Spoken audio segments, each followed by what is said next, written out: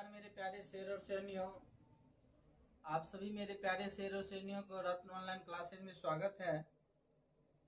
तो आज का जो क्लास होने वाली है शानदार और जबरदस्त होने वाली है, क्योंकि आपको आज मुगल काल का सबसे प्रसिद्ध शासक आज अकबर के इतिहास के बारे में हम लोगों को जानकारी प्राप्त करना है कि मुगल काल के सबसे प्रसिद्ध शासक अकबर, इनके बारे में आज जानकारी प्राप्त करना है। मुगल काल का सबसे प्रसिद्ध शासक अकबर के बारे में जानना है। जो आज का क्लास काफी प्रचलित शासक है, एक महान शासक है अकबर, जो हुमायूं का पुत्र है और बाबर का पोता है। इनके बारे में आज का इतिहास जानने का प्रयास करेंगे। तो आज का क्लास मुगल काल का सबसे प्रसिद्ध शासक अकबर के बारे में जानकारी प्राप्त करेंगे। तो देखिए, अकबर आपका अकबर का जन्म जो है, यह अकबर का शासन काल की बात किया जाए, यह अकबर 1556 से लेकर 1605 ईस्वी तक ये क्या करता है, अपना शासन करते हैं। अकबर का जन्म की बात किया जाए तो अकबर का जन्म आपका याद रखिएगा, अकबर का जन्म की अगर बात किया जाए तो ये है आपका 15 अक्टूबर। ये जो 15 अक्टूबर है, ये आपका अकबर का जन्म है। 15 अक्टूबर 1542 ईस्वी को अकबर का जन्म होता है। और जन्म कहाँ होता है अकबर का? तो राणा वीर साल के महल में।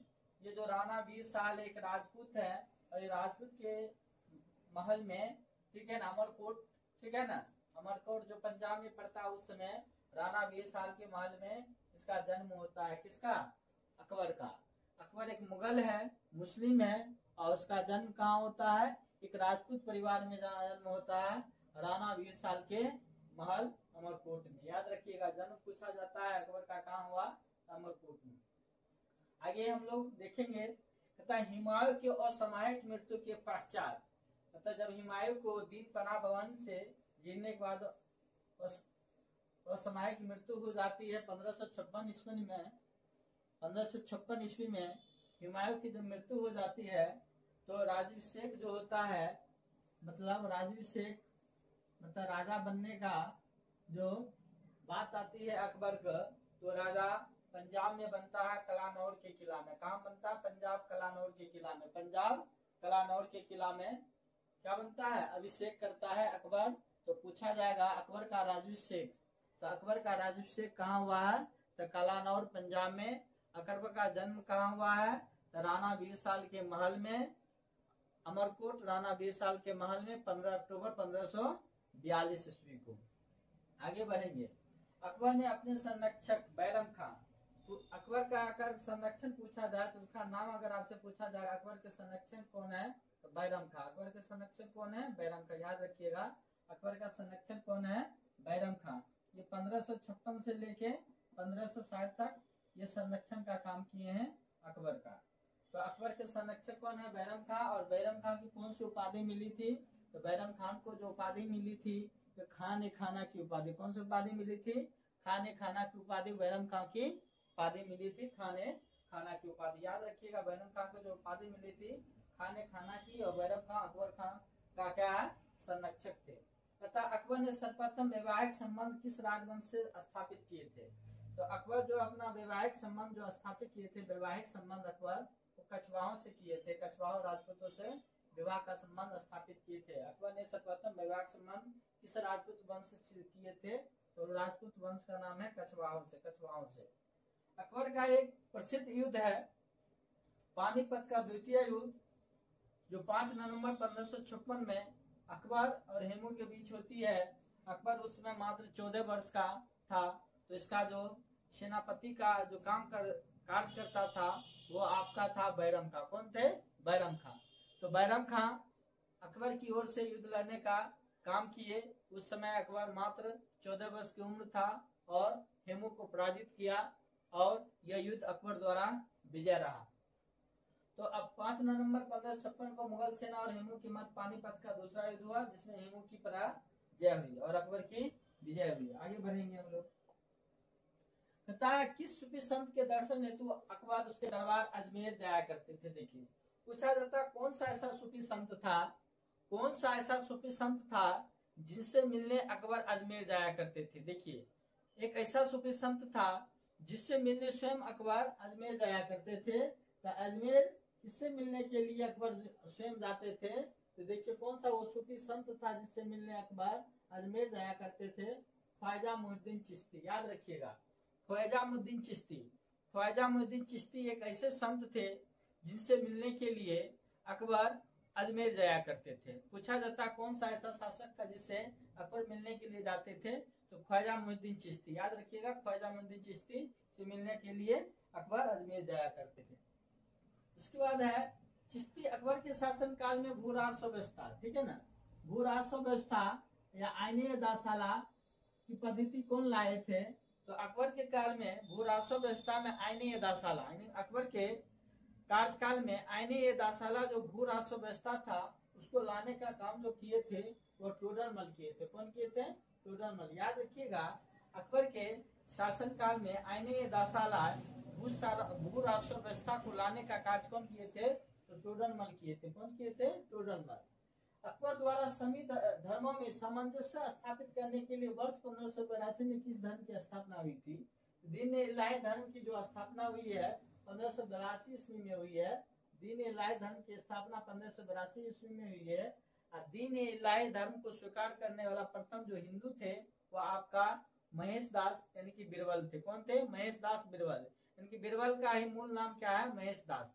बीरबल का ही मूल नाम क्या है, महेश दास। और महेश दास यानी कि बीरबल दीन इलाही धर्म स्वीकार करने वाला प्रथम हिंदू है। याद रखिएगा ये दीन इलाही धर्म 1582 ईस्वी में बनकर तैयार हुआ और ये सभी धर्मों में सामंजस्य स्थापित करने के लिए बनाया गया था। दीन इलाही धर्म को स्वीकार करने वाला एकमात्र हिंदू कौन है, याद रखिएगा इसमें बीरबल। कहता महाभारत का फारसी अनुवाद रजनामा, महाभारत का एक फारसी अनुवाद है वो किस नामों से जाना जाता है, तो रजनामा नाम से और के नामों से। और इसके फैजी के नेतृत्व में किया गया था। किसके नेतृत्व में, फैजी और बदायूनी के नेतृत्व में। यानी ध्यान से समझिए महाभारत जो है उसका एक फारसी नाम है जिसका नाम है रजमनामा। महाभारत जो है उसका फारसी नाम क्या है, रजमनामा। जिसको रजमनामा जो फारसी नाम दिया गया उसको लिखने का जो कार्य किया था फैजी और बदायूनी। कौन लिखे हैं, फैजी और बदायूनी लिखने का कार्य किए हैं। वर्ष 1578 में अकबर द्वारा इबादत खाना की स्थापना की गई थी।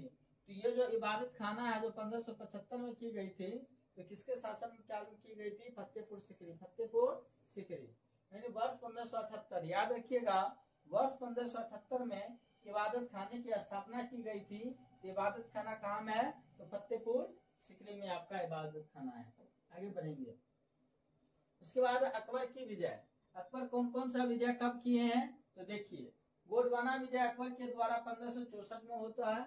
गोडवाना विजय 1564 में होता है। चित्तौड़ विजय 1568 में होता है। उसके बाद कालिंगर विजय 1570 में होता है। अमेर की संधि 1562 में होता है। मारवाड़ की विजय 1570 में होता है। हल्दी घाटी का युद्ध 1576 में होता है। सबसे इम्पोर्टेंट और प्रचलित है हल्दी घाटी की युद्ध 1576 जिसमें महाराणा प्रताप सिंह और अकबर के बीच युद्ध होती है, जिसमें अकबर की तरफ से मान सिंह जो एक राजपूत शासक है, ठीक है ना, आमेर के शासक राजा भारमल का पौत्र हुए और भगवान दास के पुत्र मान सिंह जो अकबर के सेनापति के रूप में यह युद्ध लड़ने का काम करते हैं। और एक मुस्लिम सेनापति जो आसफ खां भी ये युद्ध में हल्दी घाटी के युद्ध 1576 में लड़ने का कार्य किए थे। और हल्दी घाटी के युद्ध 1576 को अकबर की विजय होती है और महाराणा प्रताप की हार होती है। ये असीरगढ़ का युद्ध, ये असीरगढ़ का युद्ध 1601 ईस्वी में होती है। और असीरगढ़ का युद्ध अकबर का अंतिम युद्ध है। असीरगढ़ का युद्ध अकबर का अंतिम युद्ध है। आगे बढ़ेंगे हम लोग। उसके बाद है अकबर के समकालीन शासक। अकबर के समय के जो शासक थे उसके बारे में हम लोग पढ़ेंगे। अकबर के समकालीन शासक जैसे इंग्लैंड का कौन थे, इंग्लैंड का आप था महारानी एलिजाबेथ। महारानी एलिजाबेथ 1558 से 1603। इसमें आप सबसे पहले जान लीजिए कि अकबर का जो जन्म है आपका 1542 से लेके 1605 इसका मृत्यु है। इसके बीच में जो भी शासक आएगा सब अकबर का समकालीन कहलाएंगे। क्या कहलाएंगे? अकबर का समकालीन कहलाएंगे। तो इंग्लैंड से हो गया महारानी एलिजाबेथ जो 1558 से 1603 ईस्वी। उसके बाद अगर फ्रांस से बात किया जाए तो आपका सम्राट हेनरी चतुर्थ है जो 1553 से 1610 ईस्वी। ईरान से अगर बात किया जाए तो आपका शाह अब्बास है जो 1588 से 1629 ईस्वी। उसके बाद रूस से अगर बात किया जाए तो जायवान विसिलयेविच है जो 1530 से 1584 का इसका कार्यकाल है। तो ये जो भी है ये अकबर का समकालीन है, अकबर के शासनकाल के हैं। आगे बढ़ेंगे हम लोग, क्योंकि आज मुगल का प्रसिद्ध सम्राट अकबर के बारे में पढ़ रहे हैं। मुगल काल के प्रसिद्ध सम्राट अकबर के बारे में पढ़ रहे हैं और इससे कहीं ना कहीं क्वेश्चन एग्जाम में जबरदस्त मिलता ही है। कहता अकबर ने बंगाल और बिहार को किस मुगल साम्राज्य में सम्मिलित किया? देखिए अकबर के द्वारा, याद रखिए, अकबर के द्वारा बंगाल और बिहार को मुगल साम्राज्य में कब मिला लिया गया? याद रखिए, बहुत इंपॉर्टेंट है। यानी अकबर के द्वारा, याद रखिएगा, अकबर के द्वारा बंगाल और बिहार को मुगल साम्राज्य में कब मिला लिया गया था? अकबर के द्वारा बंगाल और बिहार को मुगल साम्राज्य में कब मिला लिया गया था? तो अकबर के द्वारा बंगाल और बिहार को मुगल साम्राज्य में कब मिला लिया गया था? तो 1576 ईस्वी में। कब मिला दिया गया था? 1576 में, याद रखिएगा। तथा किस मुगल बादशाह के विरुद्ध जौनपुर ने फतवा जारी किया था? जौनपुर से जो फतवा जारी किया गया था, किसके खिलाफ जौनपुर से फतवा जारी किया गया था? तो अकबर। याद रखिएगा, किस मुगल बादशाह के लिए जौनपुर से फतवा जारी किया गया था? जौनपुर से फतवा जारी किया गया सम्राट अकबर के लिए। किसके लिए? सम्राट अकबर के लिए जौनपुर से फतवा जारी किया गया था। अकबर द्वारा सर्वोत्तम इमारतें कहाँ पर निर्मित करवाई गई थी? अकबर के द्वारा जो सर्वोत्तम इमारतें हैं कहाँ पर बनवाई गई थी? अकबर के द्वारा सर्वोत्तम जो इमारतें हैं वो आपका फतेहपुर सिकरी में बनवाई गई थी। कहाँ बनाई गई थी? फतेहपुर सिकरी में अकबर के द्वारा सर्वोत्तम इमारतें बनवाई गई थी। अकबरनामा की रचना किसके द्वारा हुई थी? अकबरनामा की जो रचना हुई है अबुल फजल के द्वारा हुई है। किनके द्वारा हुई है? अबुल फजल के द्वारा अकबरनामा की रचना हुई। याद रखिएगा, जो अकबरनामा की जो रचना हुई है वो रचनाकार कौन है? अबुल फजल है। फजल किस जैन संत को अकबर द्वारा जगत गुरु की उपाधि दी गई थी? देखिए कहता है फजल के किस संत को अकबर ने जगत गुरु की उपाधि दी? जगत गुरु। देखिए जगत की गुरु की उपाधि मिला है हरि विजय को। किसको मिला है? हरि विजय को जगत की उपाधि मिली है। तथा सूरी अकबर द्वारा फतेहपुर सिकरी में बुलंद दरवाजा का निर्माण किस विजय के उपलक्ष्य में करवाया गया था? तो बुलंद दरवाजा का जो निर्माण है, बुलंद दरवाजा का निर्माण गुजरात विजय के उपलक्ष्य में करवाया गया था। किसके उपलक्ष्य में? गुजरात विजय के उपलक्ष्य में बुलंद दरवाजा का निर्माण किया गया था। याद रखिएगा, बुलंद दरवाजा का निर्माण जो करवाया गया था गुजरात विजय के उपलक्ष्य में बुलंद दरवाजा का निर्माण कराया गया था। एक क्वेश्चन है आपका, बहुत ही महत्वपूर्ण है। अमेरिका की खोज मध्यकालीन भारतीय लेखक कौन है? तथा अमेरिका की खोज का उल्लेख जो किया, अमेरिका की खोज का उल्लेख, ठीक है ना, वैसे अमेरिका की खोज कौन किया था? कोलंबस ने किया था 1492 में। अमेरिका खोज कौन किया था? कोलंबस, 1492। ज्योग्राफी में पढ़ने के लिए मिलेगा। लेकिन एक है मध्यकालीन समय में अमेरिका की खोज का उल्लेख किसने किया था? तो मध्यकालीन काल में अमेरिका की खोज का उल्लेख मुगल में किसने किया था? तो आपका अबुल फजल है कि अमेरिका की खोज का उल्लेख मध्यकालीन के समय और लेखक हैं जो अबुल फजल ने खोज किया अमेरिका के बारे में। उसके बाद अकबर के महत्वपूर्ण कार्य। अकबर के महत्वपूर्ण कार्य पढ़ेंगे हम लोग और समझने का प्रयास करेंगे। अकबर के महत्वपूर्ण कार्य में दास प्रथा का अंत। देखिए जो दास प्रथा का जो अंत हुआ है, ये दास प्रथा का अंत आपको अकबर द्वारा 1562 में हुआ है। याद रखिएगा, अकबर के द्वारा जो दास प्रथा का अंत हुआ है वो 1562 में हुआ है। और अकबर के द्वारा हरमदल की मुक्ति भी जो हुआ है वो भी आपका 1562 में हुआ है। तो अकबर का दास प्रथा और हरमदल की जो मुक्ति दोनों 1562, याद रखिएगा। और तीर्थ यात्रा कर की जो समाप्ति है ये आपका 1563 में होता है। समझ रहे हैं ना आप लोग? समझ रहे होंगे। जो तीर्थ कर यात्रा की समाप्ति कब हुई है? 1563 में हुई है। याद रखिएगा, ध्यान रखिएगा। बार बार इसलिए बोला जा रहा है कि आप लोगों को याद रहे, क्योंकि पढ़ने का उद्देश्य है याद रखना, और याद नहीं रखेंगे तो पढ़ने का कोई मजा ही नहीं है। इसलिए पढ़िए, इसलिए याद रखने के लिए और एग्जाम को क्लियर करने के लिए। तो जजिया कर की समाप्ति, जजिया कर की जो समाप्ति होती है ये आपका इसके द्वारा 1564 होता है। जजिया कर की समाप्ति कब होती है? 1564। किसके द्वारा? तो अकबर के द्वारा। अभी हम किसके बारे में पढ़ रहे हैं? अकबर के बारे में। तो दास प्रथा, हरम दल की नीति याद रखिएगा 1562, तीर्थ यात्रा 1563 और जजिया की समाप्ति 1564। आगे बढ़ते हैं। राजधानी जो है आगरा से फतेहपुर सिकरी जो की गई थी ये 1571 ईस्वी में की गई। याद रखिएगा अकबर के द्वारा जो राजधानी है जो आगरा से फतेहपुर सिकरी की गई थी वो 1571 में की गई थी। सब याद दिलाएंगे, एक बार रिविजन कराएंगे, साथ बने बजाइएगा। उसके बाद है आपका इबादत खाने की स्थापना। आपका जो इबादत खाने की स्थापना जो हुई है ये 1575 में हुई है। इबादत खाने की स्थापना कब हुई है? 1575 में। और इबादत खाने में सभी धर्मों का प्रवेश की बात किया जाए, इबादत खाने में सभी धर्मों का प्रवेश तो 1578 यानी 3 वर्ष बाद। याद रखिएगा इबादत खाने की जो अगर स्थापना 1575 और इबादत खाने में सभी धर्मों का प्रवेश 1578। इबादत खाने की स्थापना 1575 और इबादत खाने की में सभी धर्मों का प्रवेश 1578। मजहर की घोषणा 1579 में होती है। मजहर की घोषणा याद रखिएगा 1579 होती है। दिन इलाही की स्थापना 1583 होती है। इलाही संबत की जो शुरुआत होती है 1583 होती है। राजधानी लाहौर से जो स्थानांतरित की गई थी 1585। तो इस प्रकार से ये अकबर के द्वारा किया गया कार्य है। एक बार फिर से रिवीजन करते हैं।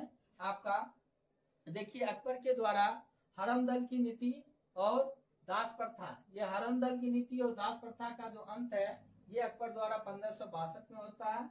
उसके बाद तीर्थ यात्रा कर 1563 में होता है और जजिया की समाप्ति 1564 में होता है। उसके बाद आप आगरा से फतेहपुर सिकरी जो राजधानी बनाई गई थी वो 1571 है और इबादत खाने की स्थापना 1575 है और इबादत खाने में सभी धर्मों का प्रवेश 1578 ईस्वी है। मजहर की घोषणा आपको 1579 ईस्वी है। उसके बाद दिन इलाही धर्म की स्थापना 1582 ईस्वी है। उसके बाद आपका 1583 ईस्वी में है इलाही संबत की शुरुआत और 1585 में है आपका राजधानी लाहौर से स्थानांतरित। इस प्रकार से अकबर का कार्य है। आगे बढ़ेंगे हम लोग। देखिए अकबर के नवरत्नों में से एक तानसेन का महान संगीताचार्य गुरु हरिदास शिष्य थे। मतलब ये जो गुरु हरिदास है ये तानसेन के गुरु हैं। ये गुरु हरिदास कौन है? तो तानसेन के गुरु हैं गुरु हरिदास। तानसेन के गुरु हैं गुरु हरिदास। ये अकबर के नवरत्नों में से एक हुआ करते थे तानसेन और तानसेन के जो गुरु हैं वो गुरु हरिदास है। कहता प्रसिद्ध चित्रकार दशवंत किस मुगल सम्राट के दरबार से संबंधित है? देखिए एक चित्रकार है जिसका नाम है दशवंत। चित्रकार का क्या नाम है? दशवंत। ये जो दशवंत है किस मुगल चित्रकार है जो दशवंत इसके दरबार में रहते थे? तो अकबर के दरबार में ये रहते थे दशवंत। कौन रहते थे? दशवंत जो एक मुगल चित्रकार है अकबर के दरबार में रहते थे। जप्ता प्रणाली, एक जप्ता प्रणाली है। पूछा जाता है जप्ता प्रणाली किसके द्वारा लागू की जाती है? ये अकबर के द्वारा 1576 में आई थी जप्ता प्रणाली और अकबर के द्वारा लाया गया था। जप्ता प्रणाली याद रखिएगा अकबर के द्वारा। और इक्ता याद रखिएगा इल्तुतमिश के द्वारा। इक्ता किसके द्वारा? इल्तुतमिश के द्वारा। इक्ता इल्तुतमिश के द्वारा, जप्ता अकबर के द्वारा। जप्ता अकबर के द्वारा और इक्ता इल्तुतमिश के द्वारा, ये दोनों कंफ्यूज नहीं होइएगा, याद रखिएगा। तथा मेवाड़ के शासक महाराणा प्रताप और अकबर के सेनापति मानसिंह के मध्य हल्दी घाटी के युद्ध हुआ जिसमें महाराणा प्रताप की पराजय हुई। और ये जो युद्ध हुआ है 1576 में। कब हुआ है? 1576 ईस्वी में ये युद्ध होता है, याद रखिएगा। कब होता है? 1576 ईस्वी में। आगे बढ़ेंगे हम लोग। वर्ष 1601 में, ये वर्ष जो 1601 है ये सम्राट अकबर का एक अंतिम युद्ध है, अंतिम सैन्य अभियान। देखिए यही लिखा हुआ अंतिम सैन्य अभियान है जो असीरगढ़ का किला में हुआ था। कहाँ हुआ था? असीरगढ़ के किला में हुआ था। अकबर ने किस प्रसिद्ध चित्रकार को श्री कलम की उपाधि दी? श्री कलम की उपाधि अब्दुल सम्मद। याद रखिएगा श्री कलम की उपाधि अकबर ने किसे दिया है? अब्दुल सम्मद को श्री कलम की उपाधि दिए हैं। और एक जरी कलम की उपाधि दिए थे मोहम्मद हुसैन को। मोहम्मद हुसैन जरी कलम, मोहम्मद हुसैन जरी कलम और श्री कलम अब्दुल सम्मद, दो उपाधि याद रखिएगा अकबर के द्वारा। यानी श्री कलम अब्दुल सम्मद और जरी कलम मोहम्मद हुसैन। आगे पढ़ने के लिए मिलेगा आपको। तथा बीरबल के बचपन का नाम क्या था? बीरबल का बचपन का नाम महेश दास था। ठीक है, बीरबल का बचपन का नाम महेश दास। ग्वालियर के कालपी में जन्म होता है, जो ग्वालियर के कालपी में जन्म होता है, ये कहाँ में पड़ता है? मध्य प्रदेश में। कहाँ पड़ता है? मध्य प्रदेश में। तथा ग्वालियर में स्थित गुजरी महल किसके द्वारा बनाया गया था? ये गुजरी महल जो किसके द्वारा बनाया गया था? तो गुजरी महल जो ग्वालियर में स्थित है, ये गुजरी महल ग्वालियर में स्थित है, तो मानसिंह के द्वारा बनाया गया। मानसिंह अमेर के राजा भारमल का पुत्र और भगवान दास का पुत्र है, और इन्हीं के द्वारा ग्वालियर में गुजरी महल बनाया गया था। मानसिंह के द्वारा, याद रखिएगा, मानसिंह के द्वारा ग्वालियर में गुजरी महल बनाया गया था।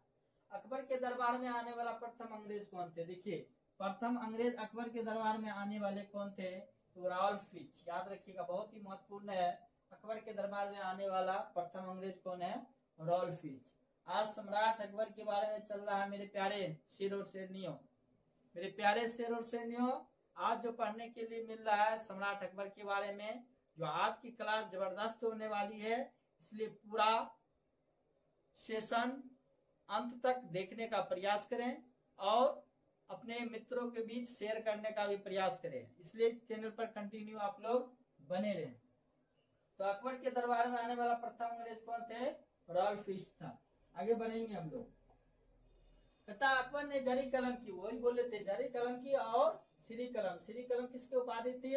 तो श्री कलम आपका अब्दुल सम्मद, श्री कलम अब्दुल सम्मद की उपाधि थी। और जरी कलम मोहम्मद हुसैन का। जरी कलम किसका है? मोहम्मद हुसैन का। याद रखिएगा, अकबर के द्वारा जरी कलम की जो उपाधि दी गई है मोहम्मद हुसैन को, किसको दी गई? मोहम्मद हुसैन। और श्री कलम अब्दुल सम्मद को, श्री कलम अब्दुल सम्मद को। याद रखिएगा, लीलावती नामक एक गणित पुस्तक है, ठीक है ना, लीलावती नामक एक गणित पुस्तक फारसी भाषा में अनुवाद करने का कार्य किसने किए हैं? ये फैजी किए हैं। कौन किए हैं? फैजी। याद रखिएगा, लीलावती नामक गणित पुस्तक को फारसी भाषा में लिखने का कार्य कौन किए हैं? ये फैजी किए हैं। यानी लीलावती नामक एक गणित पुस्तक है जिसको फारसी भाषा में लिखने का कार्य कौन किए हैं? तो फैजी किए हैं। ईस्ट इंडिया कंपनी, याद रखिएगा, जो ईस्ट इंडिया कंपनी है इसकी स्थापना आपको 31 दिसंबर 1600 ईस्वी में होती है। 31 दिसंबर 1600 ईस्वी में ईस्ट इंडिया कंपनी की स्थापना होती है। और पूछा जाता है किसके शासन काल में हुआ है, ये भी आपका इम्पोर्टेंट है, ये अकबर के शासन काल में। ईस्ट इंडिया कंपनी की स्थापना किसके शासन काल में होता है? याद रखिएगा, अकबर के शासन काल में ईस्ट इंडिया कंपनी की स्थापना होती है 31 दिसंबर 1600 ईस्वी में। अबुल फजल की हत्या किसके द्वारा करवाई गई थी? तो अबुल फजल की जो हत्या किसके द्वारा करवाई गई थी? ये जहांगीर के द्वारा करवाई गई थी। वर्ष ये जहांगीर के द्वारा करवाई गई थी अबुल फजल की हत्या। और जहांगीर के द्वारा गुरु अर्जुन देव की भी फांसी दी गई थी। सिख के गुरु जो अर्जुन देव थे उन्हें भी फांसी जहांगीर के द्वारा ही दी गई थी। टोडरमल को कौन सा पद दिया गया था? दीवान अशरफ। दीवान अशरफ का जो है ये टोडरमल को दिया गया था।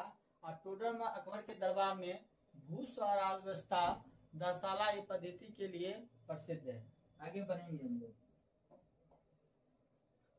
अकबर की प्रमुख विजय, अकबर की जो प्रमुख विजय है पानीपत का द्वितीय युद्ध 1556। याद रखिएगा, पानीपत का द्वितीय युद्ध जिसमें अकबर और हेमू के बीच होती है, जिसमें अकबर की विजय होती है। गोंडवाना विजय 1564 याद रखिएगा। चित्तौड़ विजय 1568 याद रखिएगा। मारवाड़ विजय 1570 याद रखिएगा। हल्दी घाटी युद्ध 1576 याद रखिएगा। असीरगढ़ का युद्ध अंतिम अभियान है 1601 ईस्वी में होती है। ये अकबर का अंतिम विजय अभियान था। आगे बढ़ेंगे हम लोग। हाँ, अब पढ़ेंगे हम लोग अकबर के नवरत्न। क्या पढ़ेंगे? अकबर के नवरत्न। अकबर के दरबार में नवरत्न रहा करते थे, वो कौन कौन से नवरत्न है इसके बारे में हम लोग जानकारी प्राप्त करेंगे। तो बीरबल, जिसे कवि प्रिय के नाम से जाना जाता है, ये जो बीरबल है इसे कवि प्रिय के नाम से जाना जाता है, या राजा बीरबल के नाम से भी जाना जाता है। नवरत्न में सबसे बुद्धिमान माना जाता था। ये जो बीरबल है नवरत्न में सबसे बुद्धिमान माना जाता है। इसका जन्म 1528 ईस्वी में होता है। कालपी में एक ब्राह्मण परिवार में इनका जन्म हुआ है। अबुल फजल ये सूफी शेख मुबारक के पुत्र थे। शेख मुबारक के पुत्र थे कौन? अबुल फजल। इनका जन्म 1550 ईस्वी में होता है। अकबरनामा को आईने अकबरी जैसे महत्वपूर्ण ग्रंथों की रचना की। तानसेन, ये जो तानसेन है इनका जन्म ग्वालियर में होता है और रामतनु पांडे के नाम से जाने जाते हैं। बचपन का जो नाम है इसका तानसेन का रामतनु पांडे है। और मिर्जा तानसेन का जन्म ग्वालियर में हुआ है और संगीत कला में अत्यधिक निपुण था। तानसेन को संगीत सम्राट भी कहा जाता है, याद रखिएगा सबसे इम्पोर्टेंट, तानसेन को क्या कहा जाता है, संगीत सम्राट कहा जाता है। और कंठाभरण वाणी विलास की उपाधि अकबर के द्वारा इन्हें मिला है, याद रखिएगा कंठाभरण वाणी जो विलास की उपाधि अकबर के द्वारा किन्हें मिला है, तो तानसेन को। तो संगीत सम्राट और कंठाभरण वाणी विलास की उपाधि किन्हें मिला है, तो तानसेन को मिला है। आगे बढ़ते हैं हम लोग। अब्दुल रहीम खान खाना, ये जो अब्दुल रहीम खान खाना है ये आपका बैरम खां के पुत्र है। अब्दुल रहीम खान खाना कौन है, तो बैरम खां के पुत्र है। और बैरम खां कौन थे, तो अकबर के संरक्षक थे 1556 से 1560 के समय। कहता है इन्होंने तुर्की में लिखे बाबरनामा को, देखिए बाबरनामा किस भाषा में लिखा गया था, तुर्की में, याद रखिएगा बाबरनामा किस भाषा में लिखा गया था, तुर्की में। और बाबरनामा में किसकी आत्मकथा है, बाबर के। बाबर कौन है, अकबर के दादाजी। बाबर कौन है, तो अकबर के दादाजी बाबर हैं। और बाबरनामा तुर्की भाषा में लिखा गया है और इसे फारसी भाषा में अनुवाद किसने किए हैं, तो अब्दुल रहीम खान खाना ने किए हैं, जिसको अकबर ने इन्हें खाना की उपाधि से सम्मानित किया था। मानसिंह, ये आमेर के राजा भारमल के पुत्र और भगवान दास के पुत्र थे। ये जो मानसिंह है आमेर के राजा भारमल के पुत्र और भगवान दास के पुत्र थे। इन्होंने अकबर के साम्राज्य में विस्तार महत्वपूर्ण भूमिका निभाई और इसकी मृत्यु 1611 में हो गई। तो मेरे प्यारे शेर और शेरनियों, तो आज आप सम्राट अकबर के बारे में पढ़ रहे हैं, जो आज का क्लास जबरदस्त होने वाली है। तो मैं चाहूंगा इस क्लास को अधिक से अधिक मित्रों के बीच शेयर कीजिए, क्योंकि एक भी क्वेश्चन आपको छूटने वाला नहीं है। क्योंकि आपका ये जो है एनसीईआरटी 6 से लेके 12 तक का है महज वर्णमाल का, जो आपको गूगल प्ले स्टोर पर भी मिल जाएगा। और वही हम पूरा आपको सिलेबस पढ़ाने का काम करेंगे, चाहे वो साइंस का हो या जीके जीएस भी जो भी हो, पूरा उसी का पढ़ाएंगे, पॉलिटी से लेके सारा चीज। उसके बाद आइए राजा टोडरमल। ये राजा जो टोडरमल है, इनका जन्म अवध के जिला सीतापुर के लहरपुर तहसील में हुआ था। और इनकी प्रसिद्धि मुख्य कारण इनके द्वारा किए गए भूमि सुधार, किसके वजह से है, भूमि सुधार, जिसे दीवान अशरफ की उपाधि भी मिली है। दीवान अशरफ की उपाधि किससे मिला है, तो दीवान अशरफ की नहीं मिला है, तो राजा टोडरमल के पद पर आकर इन्हें भूमि सुधार की सफलता योजना बनाई थी। फैजी, ये फैजी देखिए, ये अबुल फजल के बड़े भाई हैं। अबुल फजल के बड़े भाई का नाम क्या है, फैजी। जिसे अबुल फजल के बड़े भाई कौन है, फैजी, जिसको महाभारत को फारसी में रत्ननामा नाम से लिखने का काम किए थे। कौन, ये फैजी। इन्होंने महाभारत तो श्रीमद् भागवत गीता को फारसी अनुवाद किया तथा अकबरनामा नामक ग्रंथ की रचना की। फकीर अजीउद्दीन, ये जो फकीर अजीउद्दीन है, ये आप अकबर का चिकित्सक रहे और प्रिय मित्र भी रहे। अकबर के निजी चिकित्सक भी रहे एवं प्रिय मित्र भी रहे। अकबर ने प्रसन्न होकर अजीउद्दीन को नवरत्न में शामिल कर लिए। उसके बाद मुल्ला दो प्यादा, अपनी बुद्धि मानी और वाक पटुता के कारण नवरत्न में से शामिल किए गए। इनको खाने में 2 प्यादा व्यंजन अत्यधिक पसंद था, होने के कारण इनका नाम अकबर ने मुल्ला दो प्यादा रख दिया।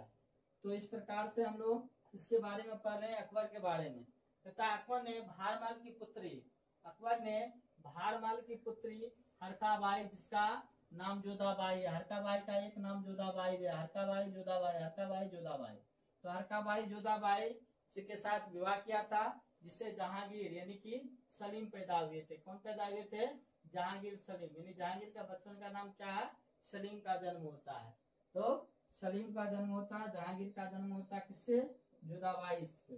तो जोधाबाई से। तो आज की क्लास जो हम लोगों को पढ़े और पढ़ने में जो मजा आया वो था इनके बारे में, सम्राट अकबर, मुगल काल के सबसे प्रसिद्ध शासक सम्राट अकबर के बारे में पढ़ने का आज हम लोगों ने कार्य किए। जो आज का क्लास बड़ा इंटरेस्टिंग रहा, बड़ा रुचिदार रहा, बड़ा मजेदार रहा। जितना तारीफ किया जाए उतना कम है आज की क्लास। तो इसलिए मेरे प्यारे शेर और शेरनियों, एक बार जोरदार शेयर हो जाए अपने मित्रों के पास क्लास के लिए, क्योंकि आज का क्लास शानदार रहा। मेरे जय हिंद, मेरे प्यारे शेर और शेरनियों।